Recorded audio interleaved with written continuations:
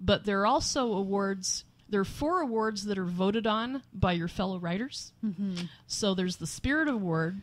That's the person who most embodies the spirit of the Muskoka Novel Marathon, however you interpret that. And that trophy is beautiful. Martin Avery, well, I think Martin might have made all of the trophies, but that one is like an Inukshuk, made of beautiful but smooth river stone kind of Inukshuk. Just beautiful. And there's the BIC, or Buttocks in Chair Award. For the writer who keeps the seat of the pants on the seat of the chair most consistently and relentlessly through. Yeah, that one has a little Muskoka chair with 3 big pens on it. Oh, okay. So that's pretty cute. I think Martin made that one too. And so that's voted upon. And there's the Rookie of the Year. That's obvious what that one means. And the Techie Award, which came up after, I think it was 2 or 3 marathons ago, somebody had some kind of awful technical problem. I think she lost like 30 pages of what she had written. Or more. And someone else came, I can't remember who it was, but somebody else came in and solved it for her and sorted it out for her. And we decided that this warranted an award. And so you can nominate for that and vote for that. The Techie Award is a kind of busted up, broken CD that's kind of stuck on a rock. It looks like it kind of crashed into it. So I guess crash is the operative word. And then there are also awards for people who have written the most. Yeah, prolific. Yeah, the most prolific award. And that one is actually an antique typewriter that used to belong to Mel Moulton. Yes, which is up on kind of 4 pedestals, and that's beautiful. A beautiful one too. The Remington or the Remy. The Remy Award. Wait, no, that's the highest fundraiser. Oh, you're right. What's the most prolific? It's the horn.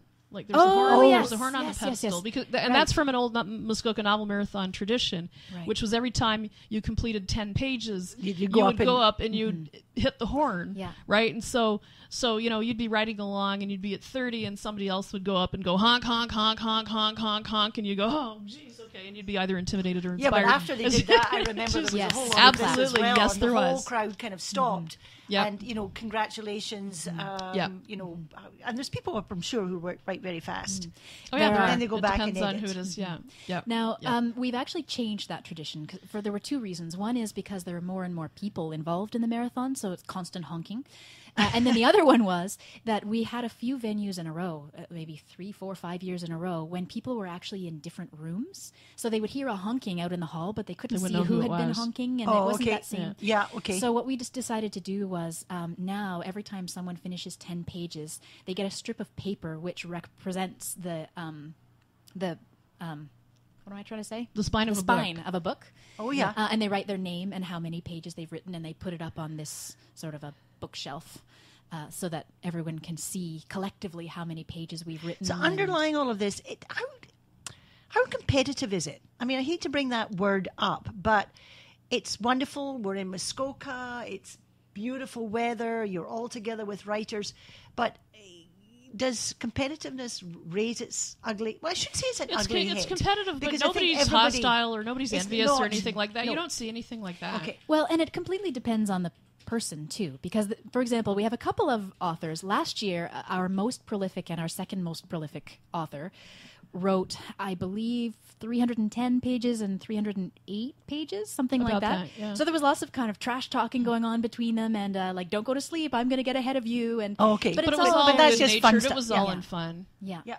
And the other thing is, in terms of being competitive, I mean, people are very excited about the idea that their work might be seen by an editor. But nobody expects to win. Okay. Yeah, the winners never expect to win. And then also, they're always surprised. Even if you don't win, you can get some great feedback from judges who. And in fact, my second novel marathon, I didn't win. But one of the judges came over to me, Anne Milliard, who was one of the founders of Annick Press, now retired, wonderful woman, very supportive of the novel marathon and of writers in general. And she actually, although I didn't win, she said to me, "Which one did you write?" And I told her, and she said, "Talk to me after." And we talked about it, and she said, "This, should go somewhere. We should do something with this." And she worked with me on it. And eventually that's the book that got me an agent in New York, and which hasn't been sold, but came really, really, really close to, some top New York houses. And that was because of the marathon and because of one of the judges taking a non-winning manuscript and saying, you need to do something with this. Don't just put it away in a drawer somewhere. So it can open doors. Mm-hmm. Well, It can open doors. Yes, and I think that's part of it as well. But that you, as you just said, Karen, that's not the whole. That's not what it's all about. No. It's getting together and camaraderie and writers all together and Inspiration. and and learning. I mean, somebody may say something, you think, hey, I should have thought about that or whatever, and then you could go on to. So once the judges have given out their awards and they've acknowledged, etc., then you can send off to a publisher. That must be very exciting. It is. It is indeed. Yeah. Did we say on the air or off the air that one of the editors that we're sending to it's Mark Cote, and he was awarded Canadian Editor of the Year. Not last year, the year before. Mm-hmm. The year before, yeah. And, yeah. So he's this isn't small potatoes. This is serious stuff. Yes. And once again, even if the editors who are reading the manuscripts don't think that they're ready for publication right now, you make a connection with them. They can give some really great feedback. So and are they they do. They expected tend to to. give you feedback? yes. Okay. Yeah, they agree to that. Yeah. Because that's quite a lot of work as well. Mm-hmm. It is, and I mean, they're doing us quite a favor. They're helping us out, but at the same time, there might be something in it for them. That's the thing. We're Yeah. doing them a favor by introducing some new writers they might not have known about before. Now, when people come up here, are they staying with friends or are they living in Club 55, or how does that work? It depends on the person. Does it? Yeah, so It does it's really depend. There's some flexible. who stay at local motels. Are we somebody- getting any discounts this year? Mm-hmm. At the King William Inn. Yeah. Okay, The- that's fantastic. They agreed to do discount for Muskoka Novel Marathon people. Some people are staying with friends. Some people camp out in the parking lot in the back of their And this year, one of the new things that we're really excited about, just because we think it's so fun, is that we're going to have a nap tent, which has been, I was going to say donated, it's being lent to us by Algonquin Outfitters. They're going to come this afternoon and set up this nap tent, which will have, I think, 2 Thermarest sleeping pads inside, and so anyone who wants to kind of get away from the throng and just have a bit of a rest can go in I there. think we're going to and do have it a up sleep. with pine branches and spruce branches, and maybe bring in a few mosquitoes to Wonderful. make it really. How creative. So, well, and in fact, they had suggested that maybe people would like to have a nap in Rivermill Park, which was a nice idea, except the problem is... I don't think they're allowed to sleep in the park. Well, and then just all kinds of things, like what if no one's in it, and all kind. But then we thought, well, we could have a nap tent Right in the venue. Right in the Yeah, it's venue. gonna be- And that way, some of the people who are staying longer hours, or even someone who's sleeping at home, if they just need to close their eyes for 20 minutes, they can in a kind of an enclosed space. And some people might even want to do some writing in there, but we'll definitely make sure it is open to everybody, that no one dominates. Yes, and so who's going to handle all the details? I mean, things like that. We do. You do. Yeah. So We do. but Well, you're we going have to a be committee. writing as well. We have a committee.